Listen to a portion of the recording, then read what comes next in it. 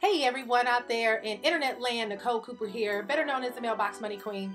And actually today is a wonderful and exciting day that I wanted to share with each and every one of you. Because of course, I was just talking to a good friend of mine, Miss Golda Smith out there. Hey lady, but we talked about the fact that we often get inspired a lot while driving, and I was just driving home from the salon, just when I got my hair done, thinking about this awesome trip that I'm taking on tonight, which is going to be going to London, the United Kingdom. And of course, this is a very, very exciting trip. This is my first time going over to Europe. What is really exciting to me is the fact that at the beginning of this year, I was watching a show, and many of you may have seen the movie The Bucket List. I actually saw that last year and was inspired by The Bucket List. But the beginning of this year, MTV launched a show, and it was called The Buried Life. And I was watching that show called The Buried Life, and it talks about these kids who have this list of things that they want to accomplish in their lifetime, and they would go out here and do something that's on their list, like their bucket list, something that they wanted to accomplish before they died. But with them accomplishing that, they also went and gave back to somebody who wanted to always do something in their lifetime, but may not have always had the resources to do it. So in other words, they would go and scratch something off their list, and then they will find a random person on the street and ask them, interview them, what are some of the things that you always desire to accomplish? And they would find somebody they found one guy who was a homeless man, who had been desiring to be reconnected with his son for like 17 years. So they ended up tracking down his son and reconnecting that father with his son, and just turned his life around. So after watching that show, I was really inspired to sit down and think about what are some of the things that you would want to accomplish. And of course, I took what they had, which was 101 things, and I began to make my bucket list. And that bucket list is where you write down all the things that you say you want to accomplish in your lifetime, but things that you might not necessarily always be able to get out there and do.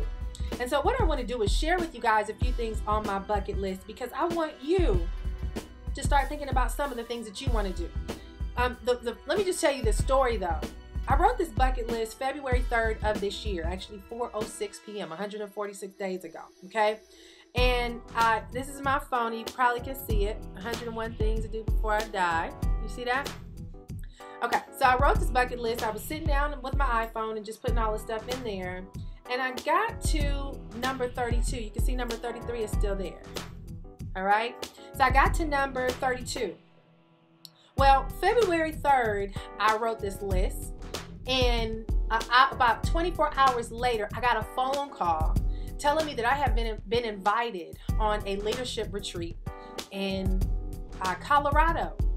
Now, the funny thing about that is this. I had on here, I'm trying to look at which number it was, but I had on here that one of my things on my bucket list was to go snowboarding. That's something I always want to do. I love extreme sports, and I'm kind of a tomboy, and so I love kind of crazy things. So I want to go snowboarding. It's number 25 on my list, if you can see it. You see number 25? Okay, so I got a call within 24 hours that I was invited to go to Colorado, and that we were going to be out there going skiing, snowboarding, and snowmobiling. Blew me totally away, because here it was, I wrote that on my list, and in 24 hours I saw a manifestation of that thing that where the Bible tells you, write the vision and make it plain. You got to begin to write things out. So in 24 hours I was invited to go to Colorado, which we went snowmobiling. You'll see a picture. I'll go ahead and add a picture in here where you can actually see me on the snowboarding. Then about 3 days later, I actually got a call from somebody who was going to be launching a reality show, and told me that there's a high possibility that they wanted me to be a part of it. Now, I'm going to show you guys number 6. Look at number 6. Wait a minute. Okay. You see number 6? All right, number 6 is be on a reality show. Now, it hasn't happened yet, But there are some things that are beginning to happen that are going to open doors for me to be on that reality show. Well, I'm going through my list now, and one of the things that I really wanted to do was go and backpack through Europe. Oh, I do have it. It's number 4. Okay. You see number 4? Backpack through Europe. When I was in college, I was introduced to the whole concept of kids going over there while they were in school for the summer, when they were out of school for the summer, and they would actually go and backpack through Europe. So that's number 4 on my list.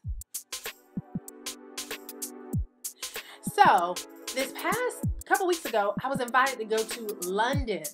And I've been getting a lot of calls from people from London who've been asking me to mentor them. They want to work with me. They've been introduced to my videos and all this good stuff. And one lady actually called and asked me to come and speak. And of course, I wanted to do an event over there. I've been talking about it for a while. Just didn't know how it was going to manifest. Long story short, Saturday got a big event going on over there in London, which is exciting. And I'm getting a lot more offers of things that are coming to pass. So my point in all of this is simply this. If there are certain things that you know you desire to do, certain things that you've always dreamt of doing, I recommend that you put your bucket list together. You begin to do your 101 things you want to do before you die. And the reason why is one of the things that I've learned is the minute you put something in writing, what happens is that is beginning to bring forth the manifestation of what you want to do, but it's creating a visual in front of you. It's giving you something that you're holding yourself accountable for. And I was talking to another good friend of mine today who's actually going to be in Spain. And so I'm looking to connect with him by going over to Spain and hanging out with him for a couple of days. And I asked him, I said, what made you just get up and say you're going to Spain? So he was like, yeah, I'm going to go take some salsa classes, take some photography and some art classes just for a month and a half, just kind of get away. And I thought that was the coolest thing in the world. But I asked him, I said, why would you just get up and say you want to go to Spain? So he began to explain to me. He said, Nicole, I have a friend that passed away a couple weeks ago. He was 32 years old and he died from stress. And he explained to me things kind of went downhill in his life. He went to the doctor, thought he had indigestion or heartburn, found out that it was hypertension. He ended up back in the hospital 3 weeks later, went into a coma and died.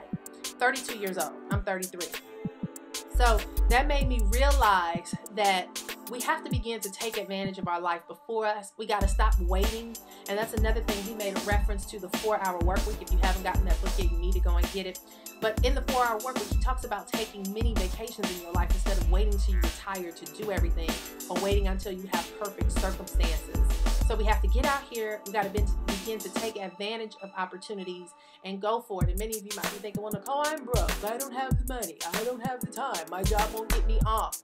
One of the things that I've learned to love is taking your passions and turning it into profit. And I heard some people say, oh, your passions can make you broke. You can't always make money from it. But there is a way to turn your passions into profits. And I really am going to start doing a series on that, because that's basically what I'm doing, is turning the things that I love to do and being able to get paid for it. So that's a whole nother topic. The focus of this conversation is this. I wrote my bucket list 146 days ago. My goal was to scratch off 5 of these in 1 year. Already, I'm halfway through the year, and I'm going to be scratching about 3 or 4 of them off. My goal for you is to begin to write at least your first 5 things that you desire to do in the next day or so, the next 24 hours. Start writing the first 5 things that you want to do on your bucket list. Because once again, when you write things down, you make them plain for you, it holds you accountable, but it also gives you goals to shoot for outside of just getting out of debt, paying off your bills. So I got to end this video because I'm hitting 10 minutes. It's like way too long, of course. You guys know I'm the worst when it comes to shooting videos. But anyway, I just wanted to share that with y'all. Your first 5 on your bucket list. Begin to think about some of the things that you've always wanted to do. Don't worry about money. Don't worry about the when, the who, what, when, where, how, and why. Just begin to write down the things that you see visually, because we're going to begin to put a challenge together so that you can make them come to pass. All right?